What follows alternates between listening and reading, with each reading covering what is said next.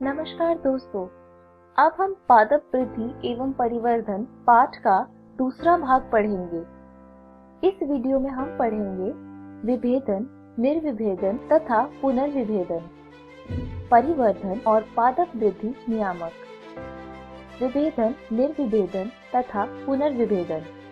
मूल शिखाग्र विभेदितक तथा प्ररोह शिखाग्र विभेदितक से आने वाली कोशिकाएं और कैम्बियम विभेदित होती हैं तथा विशिष्ट क्रियाकलाप को संपन्न करने के लिए परिपक्व होती है। यह परिपक्वता की ओर अग्रसर होने वाली कार्यवाही विभेदन कहलाती है। वे अपनी कोशिका भीति एवं जीव द्रव्य दोनों में ही या कुछ व्यापक संरचनात्मक बदलावों से गुजरती है।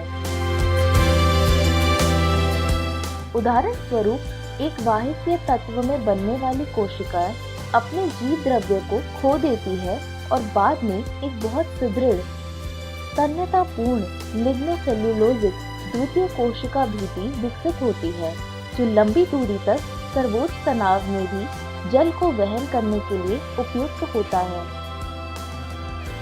पौधे अन्य रोचक तथ्य दिखाते हैं। जीवित विभेदित कोशिकाएं कुछ खास परिस्थितियों में विभाजन की क्षमता पुनः प्राप्त कर सकती है। इस क्षमता को निर्विभेदन कहते हैं। उदाहरण के तौर पर अंतरापूलीय वाहिकीय कैम्बियम एवं कॉर्क कैम्बियम निर्विभेदित कोशिकाओं तथा उत्तकों के द्वारा उत्पादित कोशिका बाद में फिर से विभाजन की क्षमता खो देती है ताकि विशिष्ट कार्यों को संपादित किया जा सके, अर्थात पुनर्विभेदित हो जाती है। पौधों में वृद्धि उन्मुक्त होती है, अर्थात ये परिमित या अपरिमित हो सकता है। पादपों में विभेदन में उन्मुक्त होता है क्योंकि ठीक उसी विभेदितक से पैदा हुए उत्तक या कोशिकाएं परिपक्व होने पर भिन्न संरचनाएं तैयार करती है। कोशिका या उत्तक की परिपक्वता के समय अंतिम संरचना कोशिका के आंतरिक स्थान पर भी निर्भर करता है। उदाहरण के लिए शिखाग्र विभेदितक से दूरस्थ कोशिकाएं मूल रूप कोशिका के रूप में विभेदित होती है, जबकि जिन्हें बाहरी वलय की ओर ढकेल दिया जाता है बाह्य त्वचा के रूप में परिपक्व होती है। परिवर्धन वह शब्द है जिसके अंतर्गत एक जीव के जीवन चक्र में आने वाले वे सारे बदलाव शामिल हैं जो बीजांकुरण एवं जरावस्था के बीच आते हैं। उच्च पादप की कोशिकाओं में होने वाले परिवर्धन की क्रमिक प्रतिक्रियाओं को रेखा चित्र के द्वारा प्रस्तुत किया गया है। यह उत्तकों या अवयवों पर भी लागू होता है।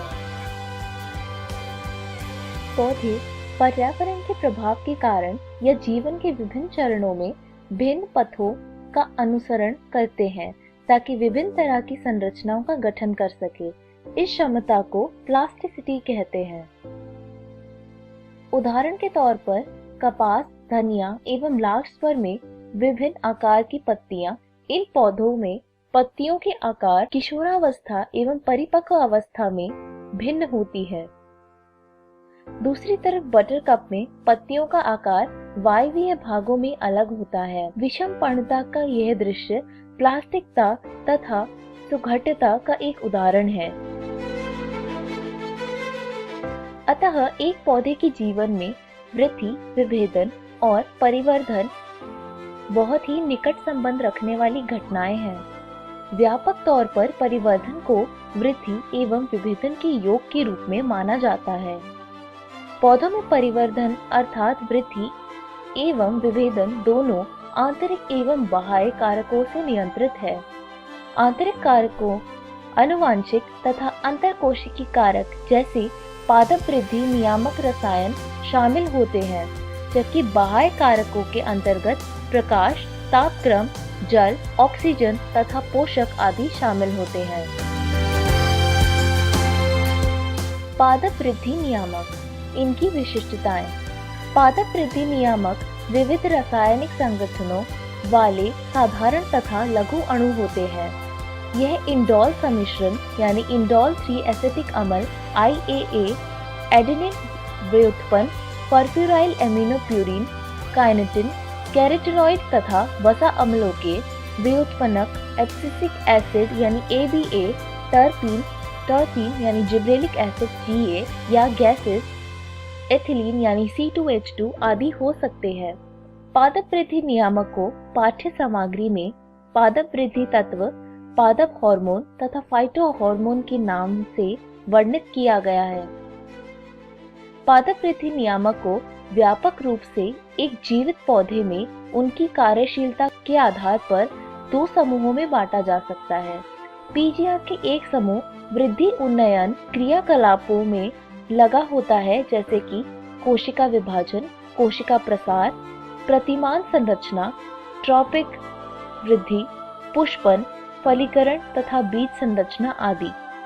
इन्हें पादप वृद्धि नियामक भी कहा जाता है, जैसे कि ऑक्सिन्स, जिबरेलिन्स तथा साइटोकाइनिन्स। उनके समूह के दूसरे पीजीआर तथा दबाव के प्रति पादपों की अनुक्रिया समूह के दूसरे पीजीआर में महत्वपूर्ण भूमिका निभाते हैं। इसके साथ ही वे विभिन्न वृद्धि वादक कलापों जैसे प्रसूति एवं विलगन में भी शामिल होते हैं। एब्सिसिक एसिड पीजीआर इसी समूह का सदस्य है। गैसीय पीजीआर एथिलीन किसी भी समूह के साथ बैठ जाता है, लेकिन व्यापक तौर पर यह एक वृद्धि बाधक क्रियाकलापों में आता है। इस वीडियो में हमने सीखा विभेदन, निर्विभेदन तथा पुनर्विभेदन, परिवर्धन और पादप वृद्धि नियामक। अगली वीडियो में हम पढ़ेंगे पादप वृद्धि नियामकों का कायकीय शारीरात्मक प्रभाव, दीप्तिकालता और वसंतीकरण। धन्यवाद।